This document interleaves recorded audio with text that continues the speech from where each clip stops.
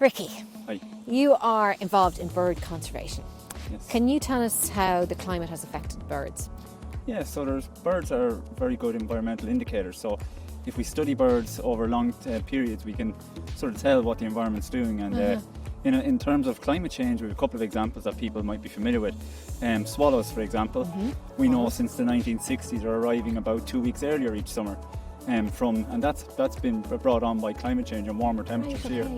And they're also staying about 2 weeks longer because the weather is sort of milder into the autumn. So over time since the 60s, on average swallows are staying about an extra month in that period. So it's quite interesting. It's interesting, isn't it? That's one good example.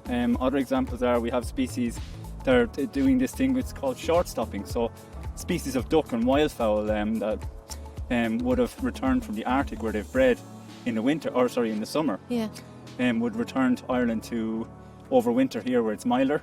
But now they don't need to come as far because it's much milder up north. So what you're seeing is this range shift where they're staying up in Scandinavia because there's no longer ice-covered lakes, so they can stay there. And we call that short stopping. So that's another effect of climate change. Okay, it's amazing. What else, Ricky? So other species as well they synchronise their egg laying with the availability of prey species. So we know blue tits, for example, eat a lot of green caterpillars early in the spring. So they need to synchronise the eggs hatching when the caterpillars are available. But because the weather and the climate and the seasons are no longer in sync because of climate change, they've actually on occasion got that wrong, and they've ended up not being able to raise as many chicks. So they need to try to get that right. And so that's a problem for blue tits, for example. And one other effect, which is kind of a positive if you look at it, is we're getting species are now colonising Ireland that were never here before. So the little egret is a good example.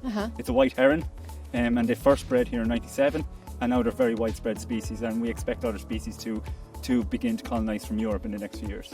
So there are some things about climate change that help us see more interesting birds and birds that kind of hang around a little bit longer than they would have in the past. Yeah, absolutely. Great. There's all those examples. That's great. Okay, thanks, Ricky.